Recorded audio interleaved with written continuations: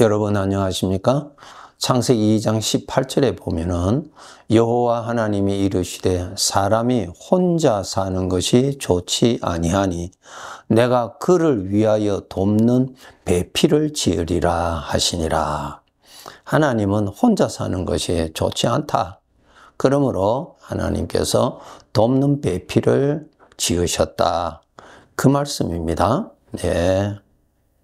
여기에서 보면요, 우리 사람들은 완전한 자가 아닙니다. 그렇기 때문에 도움이 필요로 하는 불완전한 존재입니다.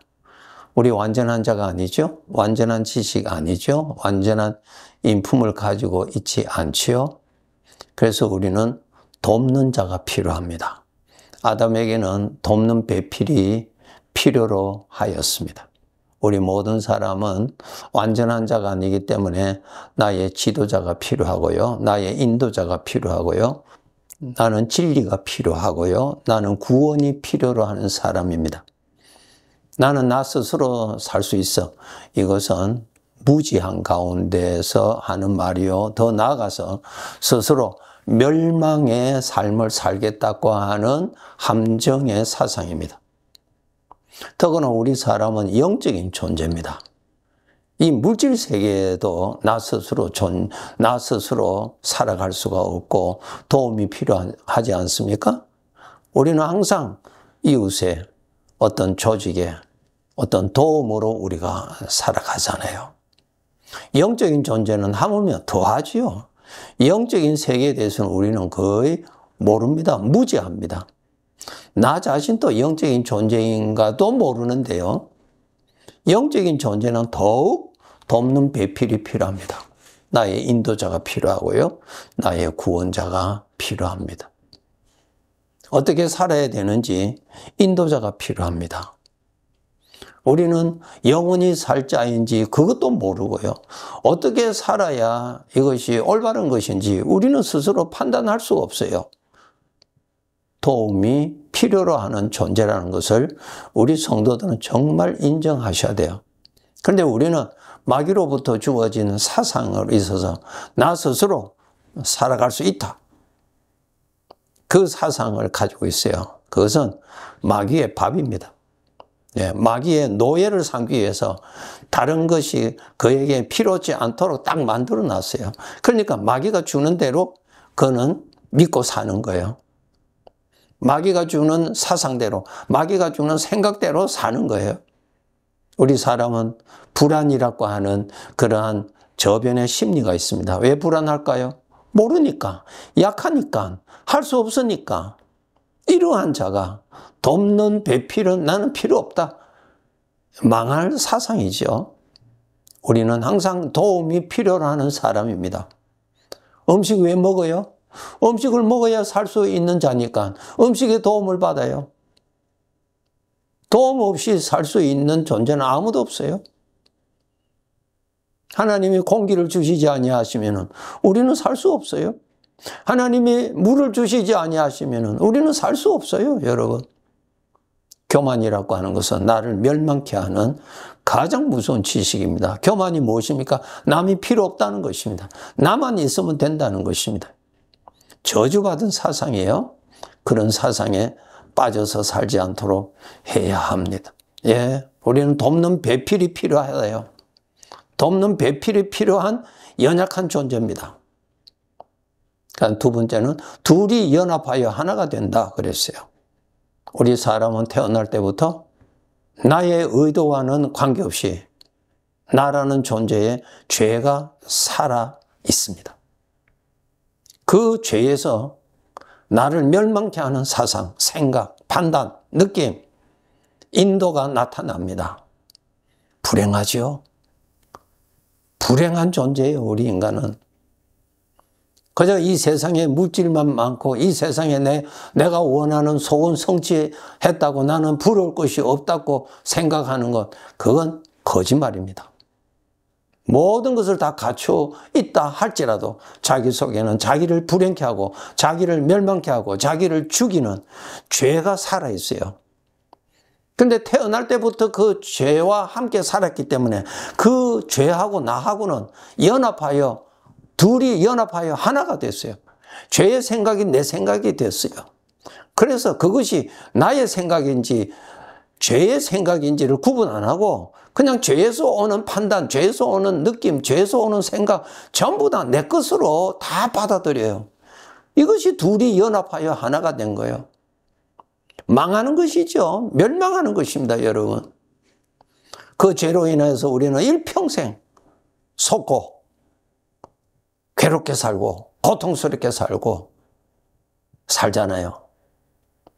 그러면서 그 죄, 내 속에 있는 죄는 모르고 전부 다 다른 것에만 책임을 전가하고 다른 것만 비판해요. 철저하게 둘이 연합이 되어 있어요. 하나로. 그 죄 때문에 내가 망하는 것이거든요. 죄가 판단해 주는 것이 나를 영원히 멸망케 하는 것입니다. 이 사실을 언제 깨달을 수 있느냐? 이 세상의 삶을 끝나고 죄의 형벌을 받을 때 깨닫습니다. 그때는 이미 늦었습니다.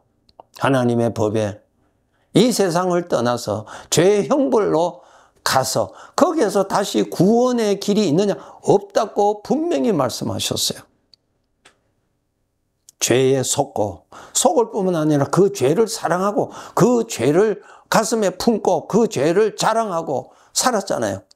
그 죄가 과연 나를 사랑해서? 그래, 아니에요. 그 죄는 마귀로부터 온 나의 철저한 원수예요. 원수가 음료로 위장해서 내 속에 들어가서 나를 괴롭히는 거예요. 나를 멸망케 하는 거예요. 그 죄와 연합이 되어서 삽니다. 우리 사람들이요. 이 정체를 깨달아야 돼요. 이 정체를 깨달아야 돼요. 그래서 우리가 예수 그리스도를 영접할 때에 내가 죄인이라는 것을 인정하게 되죠. 죄인이 뭐예요? 내 속에 죄가 살아있다는 거. 죄와 연합이 되어서 그 죄를 따라서 내가 살았다는 것을 인정하는 거예요. 예수 그리스도만이 그 죄와 나를 분리시킬 수가 있습니다. 분리될 수 있다고요. 그 죄와 분리가 돼야 돼요. 죄의 노예가 그 주인으로부터 분리되려면 그 종이 죽으면 분리돼요. 벗어나요. 예수 그리스도를 통해서만이 죄와 연합된 곳에서 분리됩니다. 꼭 예수 그리스도를 믿어야 죄에서 분리됩니다.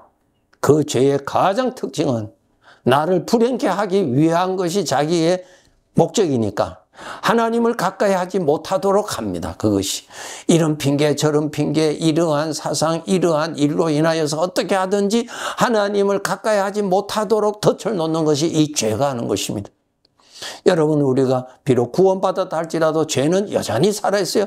그 죄는 하나님하고 멀어지도록 합니다. 하나님께 가까이 가지 못하게 해요. 어떤 일로 인하여서 어떤 시험에 빠지면 어떤 일을 당면하면 안 된다. 나는 하나님과 나는 가까이 가고 싶지 않아. 이런 핑계 저런 핑계로 그 길을 끊어버려요. 그것이 죄가 하는 거예요. 죄가. 죄의 성품이 우리들에게 항상 살아있어요. 가까이 하지 않도록. 연합하지 않도록. 그렇게 해야 돼요. 여러분, 그 육신에 빠지지 않기 위해서 육신의 것과 연합하지 않기 위해서는 우리는 노력을 해서 하나님을 가까이 해야 돼요. 하나님을 가까이 해야 멀어집니다. 하나님하고 가까워져야 육신의 함정에 그만큼 빠지지 않습니다. 그 외에 다른 길 없어요, 여러분. 빛을 가까이 해야 어둠에 빠지지 않는 법과 똑같습니다. 구원은 받은 지가 오래되었어도 신앙이 자라지 않아. 육신 때문에 그래요. 육신에서 오는 생각을 여전히 믿고 주님의 말씀보다도 그것을 믿는 거예요. 설교 시간 때는 주님의 말씀을 전적 믿죠. 그러나 일상생활에 있어서는 내 안에 있는 죄에서 오는 판단, 죄에서 오는 생각을 성경처럼 믿어버려요. 그럼 어떻게 신앙이 자라겠어요? 포로 생활인데요. 구원은 받았지만은 죄의 포로 생활하는 자들이 많다 그 말이에요. 많다 그 말이에요. 요한복음 14장 16절에 내가 아버지께 구하겠으니 그가 또 다른 보혜사를 너희에게 주사 영원토록 너희와 함께 있게 하리라. 영원토록. 이제 나와 나의 보혜사, 나의 돕는 자가 오셨어요. 성령님이에요. 여러분이 구원받으셨다면 주님의 영이 나와 함께 계세요. 내 안에 거하신다. 나라는 존재에 거하신다 말입니다. 이제는 그분과 연합되어서 살아야 돼요. 그분과 연합하여서 살아야 돼요. 신부는 하나님의 아들인데 내적으로는 연합은 육신과 연합이 돼서 살면은 죄인과 같은 삶을 살아가게 되는 것입니다. 이제는 성령님이 나의 돕는 자세, 보혜사예요. 보혜사. 그분이 나를 판단해 주시고 인정해 주시고 말씀해 주시고 느낌을 주시고 그렇게 해주세요. 그분이 진리예요. 나 스스로는 할 수 없어요. 여러분이 신앙생활을 했다 하더라도 여전히 나는 돕는 자가 필요해요. 나의 목자가 필요해요. 목자를 따라가야 돼요. 목자를 따라가야 돼요. 목자의 보호를 받아야 돼요. 우리는 항상 돕는 자가 필요로 하는 연약한 존재라는 것을 알아야 돼요. 나의 보혜사가 누구라고요? 성령님이라. 영원토록 너희와 함께 있기를. 영원토록 너희와 함께 있으리라 말씀하셨어요. 전에는 누구와 함께 있었어요? 죄와 함께 있었어요. 그래서 죄와 이제 분리됐어요. 예수님의 십자가의 죽으심을 통해서 놀라운 일이 일어났는데 죄와 분리시켜서 주님과 연합된 일을 하나님이 하셨어요. 우리는 육신의 함정에 빠지지 않도록 항상 노력해서 하나님과 함께 하도록, 하나님의 안에 살도록, 하나님 주시는 말씀을 듣고 하나님의 말씀을 묵상하고 하나님의 말씀을 따라가는 훈련을 해야 돼요. 주님이 나의 도우심입니다. 성령님이 나의 구원자세요. 그분의 판단을 따르세요. 그분의 인도를 따르세요. 그분이 주시는 생각을 따르세요. 우리는 돕는 배필이 필요로 하는 연약한 존재입니다.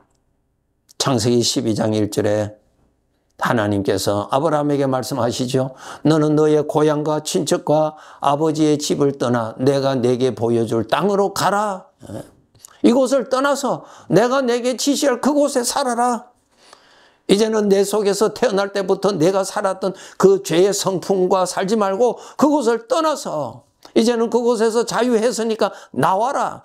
출애굽, 애굽에서 나오라. 애굽에 구속되어 있던 거 하나님이 해방시켜 주셨어요. 해방되었으니까 나오라는 거예요. 해방되었으니까 애굽에서 나와야 돼요. 해방은 하나님이 해 주셨어요. 그 다음에 나와야 돼요. 출애굽해야 돼요. 광야를 빠져나가야 돼요. 가나안 땅 안으로 들어가야 돼요. 이것이 일평생 우리가 노력해야 됩니다. 하나님을 가까이 하도록. 하나님의 말씀을 가까이 하세요. 하나님의 말씀을 가까이 하는 것이 말씀하신 하나님을 가까이 하는 것이고 하나님을 묵상하는 것이 하나님의 것과 연합되는 것을 누리는 거예요.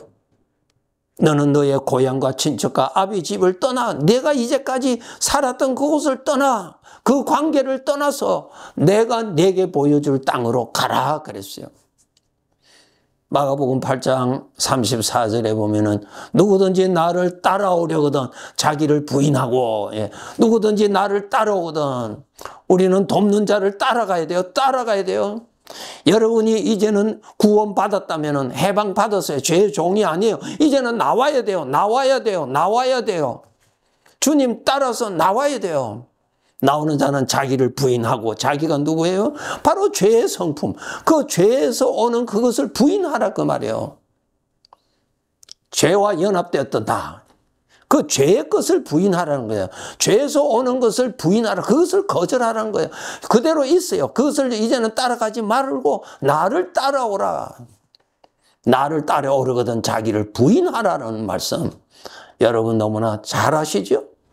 고린도전서 3장 1절에 보면은 형제들아 내가 신령한 자들을 대함과 같이 너에게 말할 수 없어서 육신에 속한 자 구원은 받았는데 육신에 속하여 산다는 거예요. 구원은 받았는데 죄의 성품과 사랑하면서 사는 거예요. 죄의 성품과 짝을 이루어서 산다는 거예요.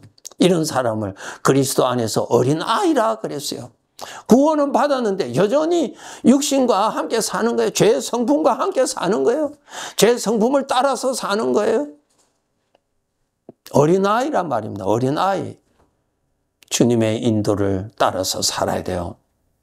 성령님의 것을 선택하고 육신의 것은 거절하는 훈련을 해야 돼요. 훈련. 육신에서 나오는 욕심을 믿지 말고 사망의 생각을 믿지 말고 생명의 생각을 따라갈 줄 아는 훈련을 해야 돼요.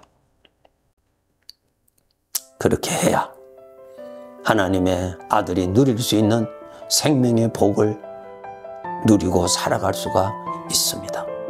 돕는 배필이 필요한 자요, 나를 망하는 자를, 나를 저주하고 나를 멸망케 하는 자를 돕는 배필로 삼고 사는 이러한 불행한 자가 되지 말고 영원히 나를 구원해 주시는 주님을 나의 돕는 분으로, 나의 주인으로, 나의 목자로 삼고 그분을 열심히 따라가고 믿고 누리고 살아가야 할 것입니다. 네, 감사합니다.